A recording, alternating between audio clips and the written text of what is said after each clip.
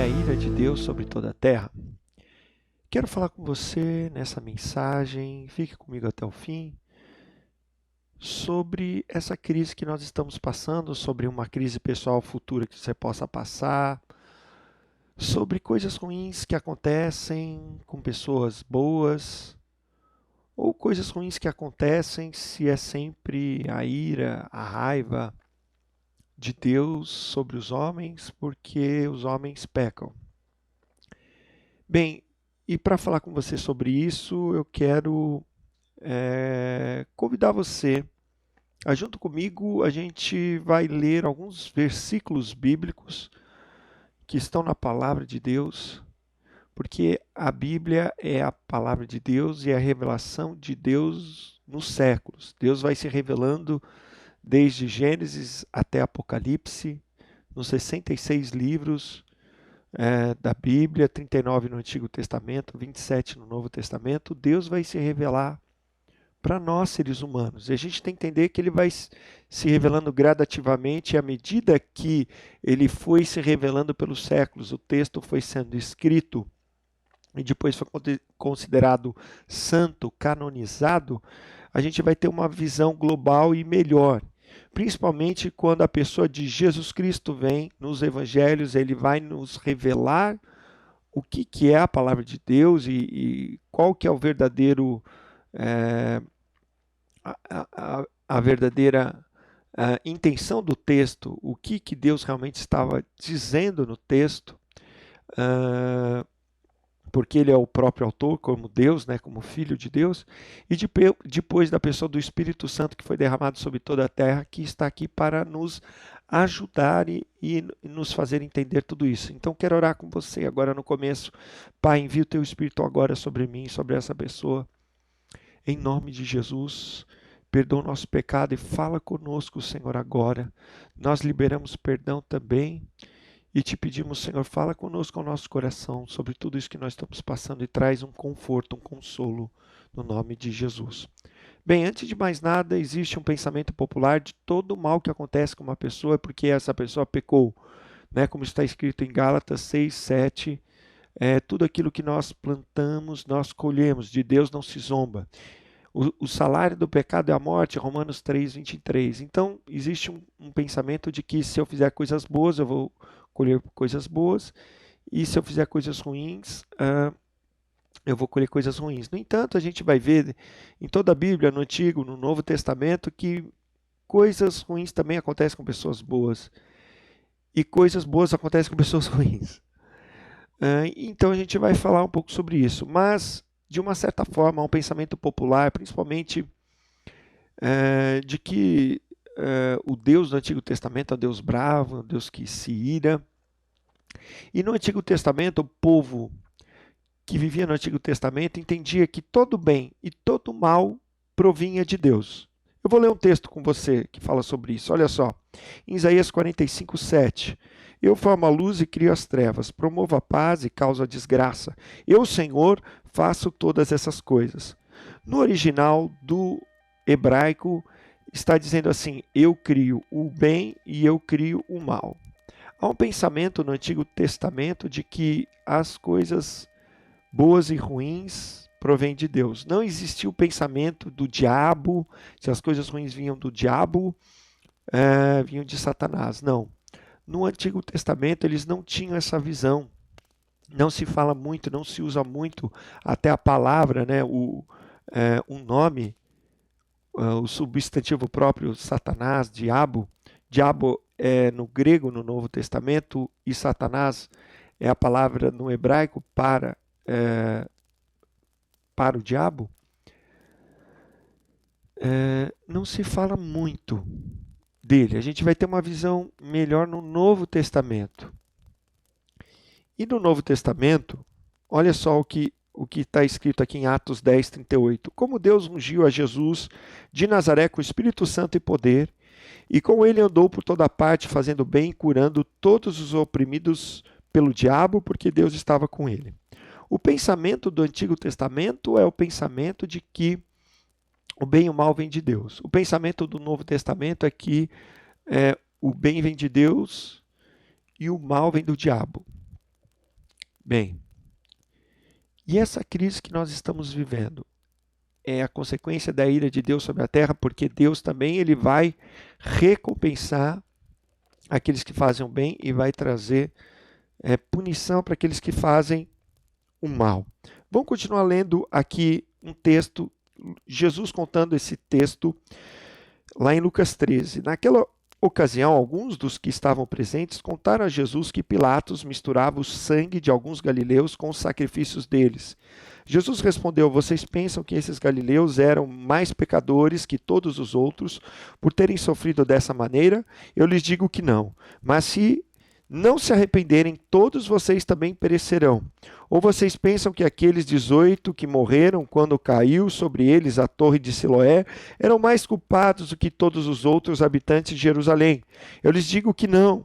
Mas se não se arrependerem, todos vocês também perecerão. Jesus ele vai trazer a revelação exata de Deus. Você vai ler lá em João 1, que ninguém conhecia Deus, ninguém jamais viu a Deus, até que Deus foi mostrado através de Jesus Cristo. Jesus ele vai revelar a vontade plena do Pai. Quando um cego, um leproso chega para ele e fala, se quiseres pode me purificar, ele diz, eu quero. Deus sempre vai querer nos salvar. Deus sempre vai querer nos curar e nos libertar. Isso foi o que Jesus, o ministério de Jesus passou para nós. E aí então, Jesus está mostrando aqui que não, esse nível de pecadores, mais ou menos pecadores, ou alguém morreu porque foi punição de Deus. Ele bateu o carro, ele era pastor, bateu o carro e morreu porque ele estava em pecado. Existe esse pensamento, né? Aconteceu isso com tal pessoa, porque estava em pecado. Não, Jesus está dizendo aqui no texto, coisas boas acontecem, coisas ruins acontecem com pessoas boas. Ninguém é melhor ou pior. Jesus está dizendo, todos somos pecadores. É o que a Bíblia diz lá no Salmo, acho que é o Salmo 15, e que está escrito também em Romanos 3, 23, todos os pecados estão destituídos da glória de Deus. E é o que Jesus está dizendo aqui, olha, todos são culpados, todos são pecadores, e o resultado do pecado é a morte. Mas, no entanto, Jesus começa a mostrar, olha, pare de pensar nisso. Se você não se arrepender, você também vai perecer. Assim como quando ele curou em João 9, aquele cego de nascença. Vamos falar, olha, ele nasceu cego porque os pais dele pecaram, ele pecou, por que ele nasceu cego?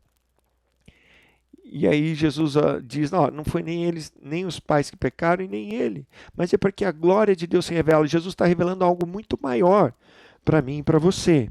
Então, no meio de tudo, eu quero ler com você, olha, lá no início, porque Jesus ele começa a abrir o nosso entendimento, o Espírito Santo, através das palavras que Jesus revelou, e a gente olha lá no início, em Gênesis 2:9, diz assim, então o Senhor Deus fez nascer do solo todos os tipos de árvores agradáveis aos olhos e boas para o alimento. E no meio do jardim estava a árvore da vida e a árvore do conhecimento do bem e do mal. Olha, pense só, Deus, quando ele cria o homem, ele cria como a coroa da criação. Ele cria todas as coisas, todo o universo, tudo que existe na terra e, por fim, cria o homem em sua imagem e sua semelhança. Ele dá o governo para o homem da terra, certo? Ele disse assim, olha, cuide de toda a terra, né? Tenha o domínio sobre todos os seres da terra. Eu coloco na sua mão essa responsabilidade do homem de trazer o reino dos céus aqui na terra, fazendo a vontade do Pai. Mas aí ele coloca no centro desse jardim uma árvore da vida. Olha, esse Deus que colocou a árvore da vida era uma árvore que depois você vai lendo no capítulo 3, depois que o homem peca, você vai ver Deus falando, olha, se ele comer da árvore, ele vai viver eternamente. Então, olha só, esse Deus que criou todo o universo por nossa causa, nos faz coroa da criação, nos faz a sua imagem e semelhança. Ou seja, ele nos fez seres espirituais, né? Um espírito que tem uma alma que habita num corpo e colocou de fábrica o Espírito Santo. Sem imagem de Deus, a imagem de Deus é o Espírito Santo e a semelhança de Deus é o Espírito humano. E aí então ele coloca uma árvore da vida. Você acha que esse Deus queria o meu mal e o seu mal? Eu acho que não, se ele colocou a árvore da vida ali. Mas no entanto ele também colocou a árvore do conhecimento do bem e do mal. Por quê? Porque deu a oportunidade de a gente escolher o caminho que a gente vai traçar, aquilo que a gente vai decidir o que vai fazer. Porque ele não queria o homem obedecendo a ele obrigado. E aí então ele coloca essa árvore porque, como o homem foi feito à imagem e semelhança de Deus, ele não poderia fazer nada errado. Ele não ia nem pensar naquilo que é errado. Por quê? Porque ele era a imagem e semelhança de Deus. Ele só poderia escolher o que era errado comendo da árvore do conhecimento do bem e do mal. E aí então Deus diz, ó, então quando você comer dessa árvore você vai morrer.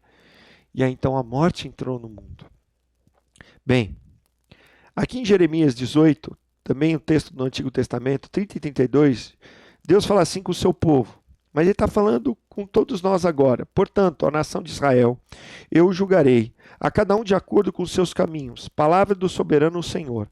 Arrependam-se, desviam de todos os seus males, para que o pecado não cause queda de vocês. Livrem-se de todos os males que vocês cometeram e busquem um coração novo e um espírito novo. Por que deveriam morrer, ó nação de Israel? Pois não me agrada a morte de ninguém. Palavra do soberano Senhor, arrependam-se e vivam. A gente vai ver então que Deus, ele nos faz como coroa da criação, nos faz sua imagem e semelhança, coloca a árvore da vida, deixa o homem tomar suas próprias escolhas. Então ele vai dizer, e Jesus vai revelar o que já estava escrito no Antigo Testamento, o quê? Olha, vocês todos são pecadores iguais. E se vocês não se arrependerem, vocês não poderão viver. Se vocês não... O que é se arrepender? É tomar uma nova atitude de vida. É saber que fora de Jesus não existe salvação. A gente só pode ir para o céu e ser salvo por causa da fé que nós temos em Jesus. Logo, esse Deus que nos fez a sua imagem e semelhança, e quando ele terminou, toda a criação disse que era muito bom, ele quer o melhor para mim e para você. Ele quer o melhor para toda a humanidade. Ele quer o melhor para 7 bilhões e meio de pessoas que existem hoje no planeta Terra. Então agora eu quero convidar você a ler um texto comigo de Jó. Porque o texto de Jó no Antigo Testamento vai mostrar que Deus é aquele que faz o bem, mas aquele que faz o mal é o diabo. Leia comigo. Jó capítulo 2, a partir do versículo 1. Num outro dia, os anjos vieram apresentar-se ao Senhor e Satanás também veio com eles para apresentar-se. O Senhor perguntou a Satanás, de onde você veio? Satanás respondeu ao Senhor, de perambular pela terra e andar por ela. Disse então o Senhor a Satanás, reparou em meu servo Jó? Não há ninguém na terra como ele, irrepreensível, íntegro, homem que teme a Deus e evita o mal. Ele se mantém íntegro, apesar de você me haver instigado contra ele, para arruiná-lo sem motivo. Pele por pele, respondeu Satanás. Um homem dará tudo que tem por sua vida. Estende a tua mão e fere a sua carne e os seus ossos, e com certeza ele te amaldiçoará na tua face. Versículo 6. O Senhor disse a Satanás, pois bem, ele está nas suas mãos, apenas poupe a vida dele. Saiu, pois, Satanás da presença do Senhor e afligiu Jó com feridas terríveis, da sola dos pés ao alto da cabeça. Então Jó apanhou um caco de louça e com ele raspava sentado entre as cinzas. Então sua mulher lhe disse, você ainda mantém a sua integridade? Amaldiçoa a Deus e morra. Ele respondeu, você fala como uma insensata. Aceitaremos o bem dado por Deus e não o mal? Em tudo isso, Jó não pecou com seus lábios. Será que Deus é responsável por toda a crise que nós estamos passando? Bem, aqui na história de Jó, já no Antigo Testamento, nós temos um exemplo claro de Deus, do diabo e do ser humano. Jó era um homem íntegro, ou seja, quando a Bíblia diz íntegro, ele era um homem honesto em todas as áreas. Não só numa área da vida, não só, por exemplo, honesto, a gente pensa em honesto hoje, uma pessoa que é honesta na parte financeira, mas ele era íntegro em toda a área da vida dele.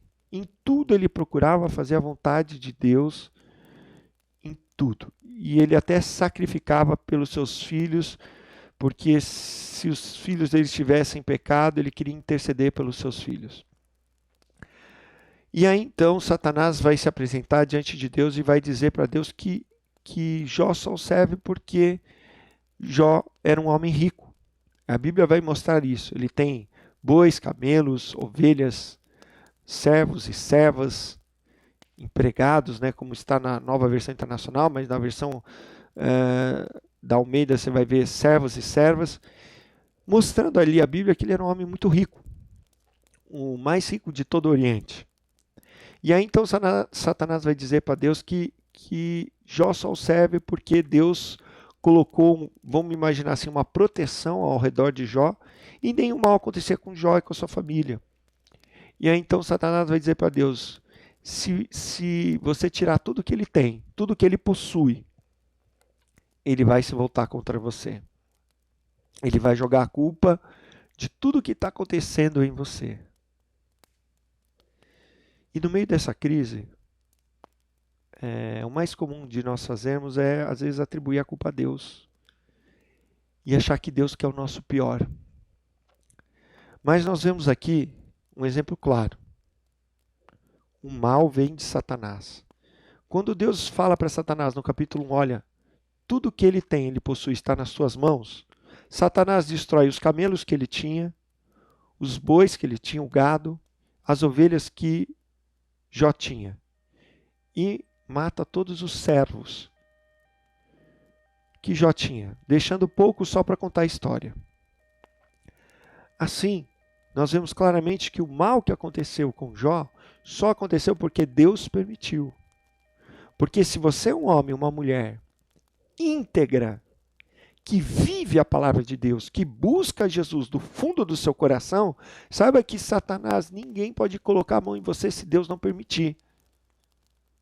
Mas mesmo que o mal aconteça, porque um mal certamente vai acontecer, pode acontecer com qualquer um de nós, porque lembra quando Deus falou para Adão e Eva, falou assim, Adão e Eva, olha, se você, primeiro para Adão e depois Adão passou para Eva, mas disse assim, ó, se você comer da árvore, vai acontecer a morte. E a morte continua acontecendo. E nós vemos o resquício do pecado, da morte, acontecendo por toda a terra. Não só com a pessoa que pecou, mas uma criança que nasce, por exemplo, de um caso de adultério, de um homem que não era casado com a mulher. E aí o pai não pode assumir essa criança e a mãe vai ter que cuidar dessa criança sozinho. Essa criança vai sofrer a ausência de um pai. Ou um lar que se divide, e aí a criança não sabe se vai morar com o pai, com a mãe.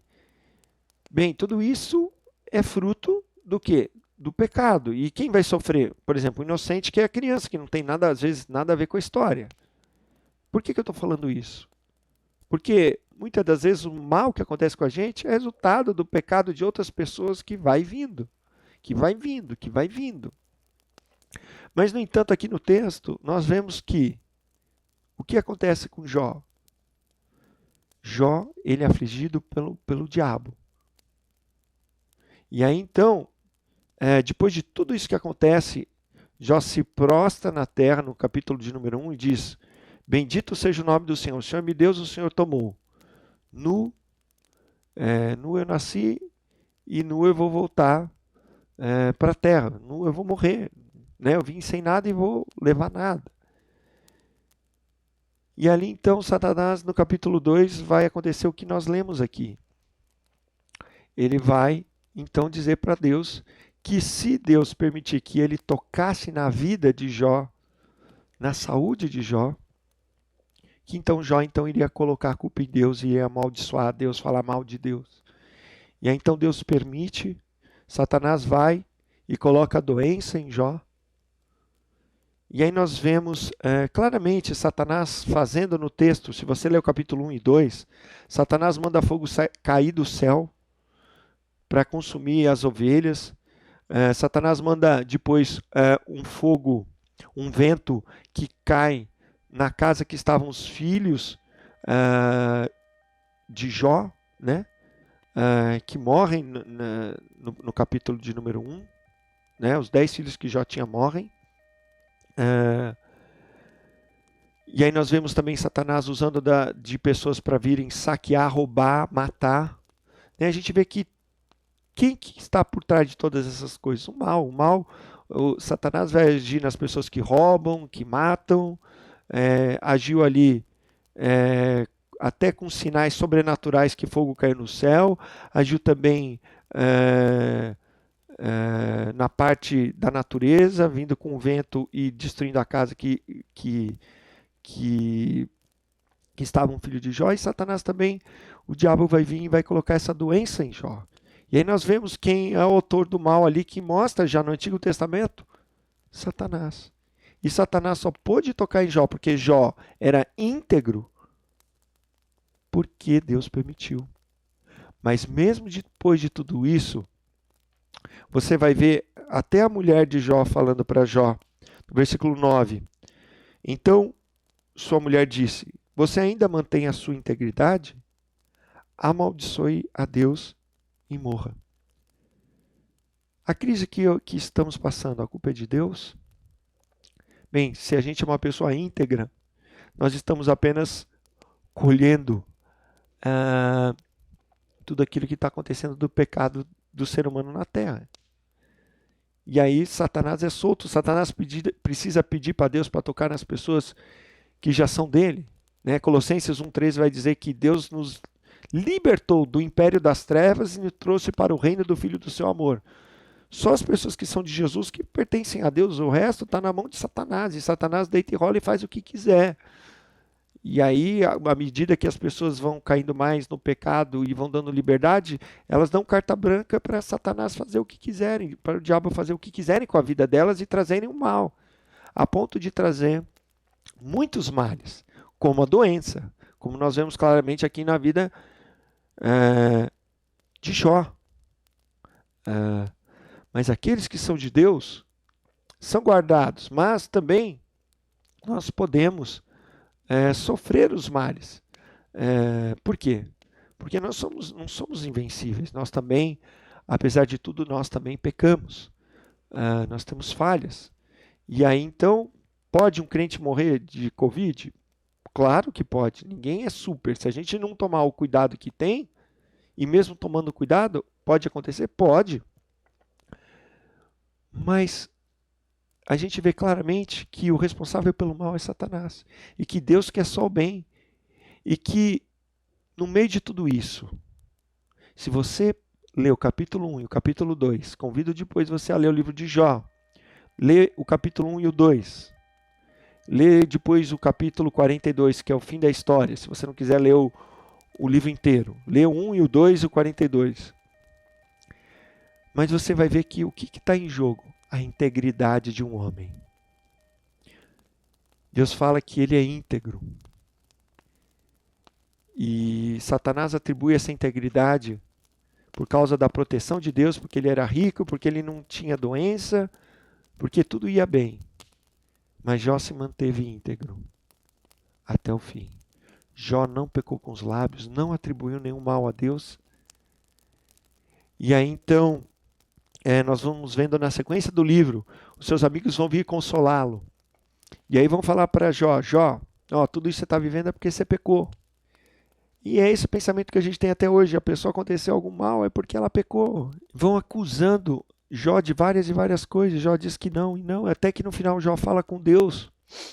E aí ele começa a conhecer a Deus. E aí no final do capítulo 42, depois de tudo que ele passa, Deus falando, depois da experiência que ele teve com Deus, ele diz assim, no versículo 4, do capítulo 42, tu disseste, agora escute e eu falarei. Vou fazer-lhe perguntas e você me responderá. Meus ouvidos já tinham ouvido a teu respeito, mas agora os meus olhos te viram. Por isso, menosprezo a mim mesmo e me arrependo no pó e na cinza. Depois Jó orou no versículo 10, pelos seus amigos, o Senhor o tornou novamente próspero e lhe deu em dobro tudo o que tinha. Depois de tudo que Jó passou, olha o que acontece. Ele se arrepende. Por mais que Jó fosse íntegro e não estava vivendo na prática do pecado e iniquidade, porque a prática do pecado sem arrependimento, sem confissão, sem querer mudança, é iniquidade. Jó era um pecador como eu e você. Como que nós sabemos? Porque Jó morreu.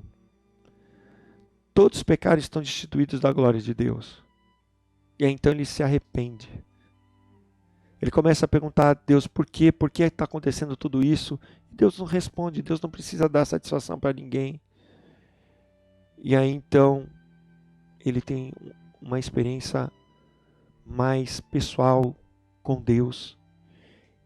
No meio de toda essa crise, Deus está nos convidando a nos aproximarmos dele, a conhecermos ele de verdade, pessoalmente. E no meio de tudo foi o que Jesus falou.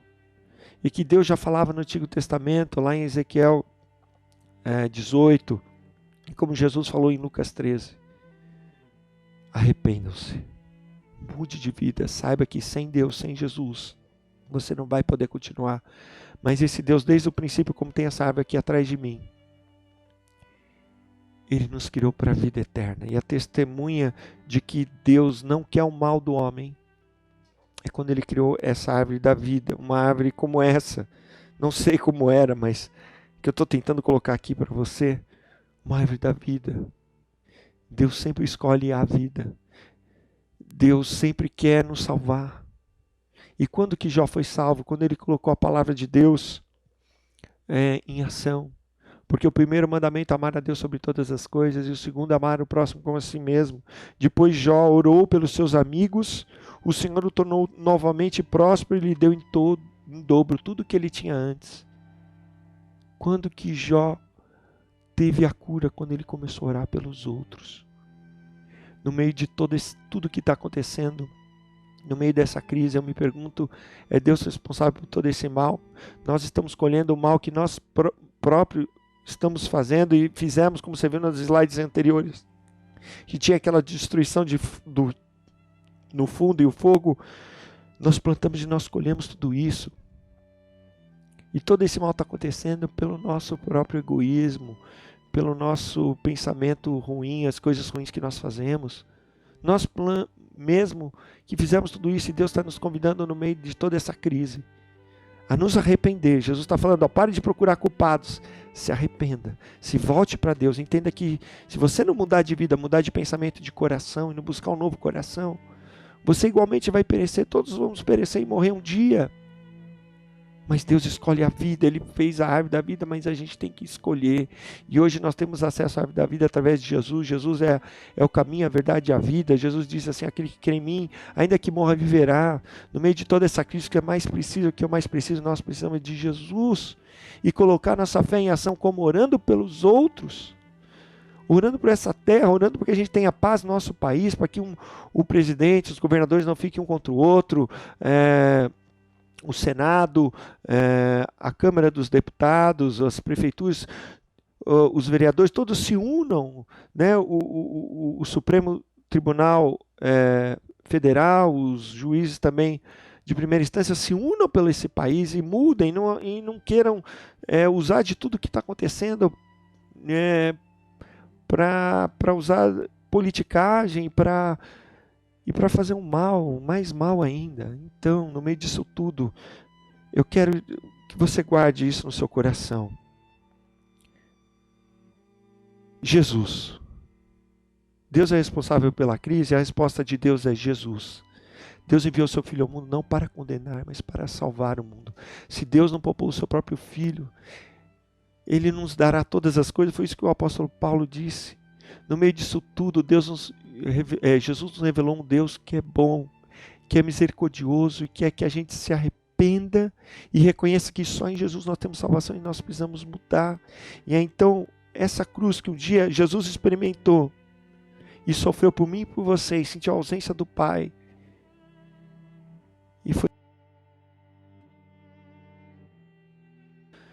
injustiçado, e sofreu as nossas enfermidades, os nossos pecados ali na cruz.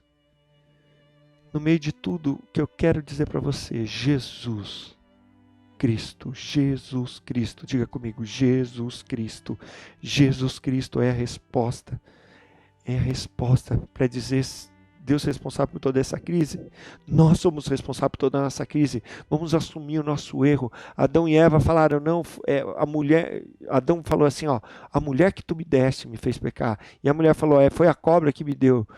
Nós estamos vivendo tudo aquilo que nós mesmos plantamos, e claro, Satanás se aproveita de tudo isso, e prolifera ainda mais o mal, a confusão. Mas Deus está olhando para mim e para você, e ainda há tempo de salvação.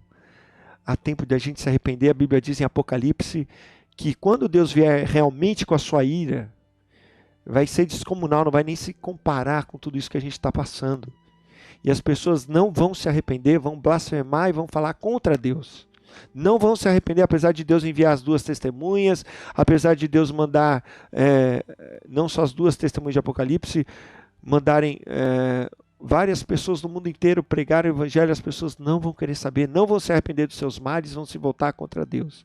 E vão morrer, apesar dos flagelos que vão sofrer, apesar dos ais, das trombetas e tudo, não vão se arrepender.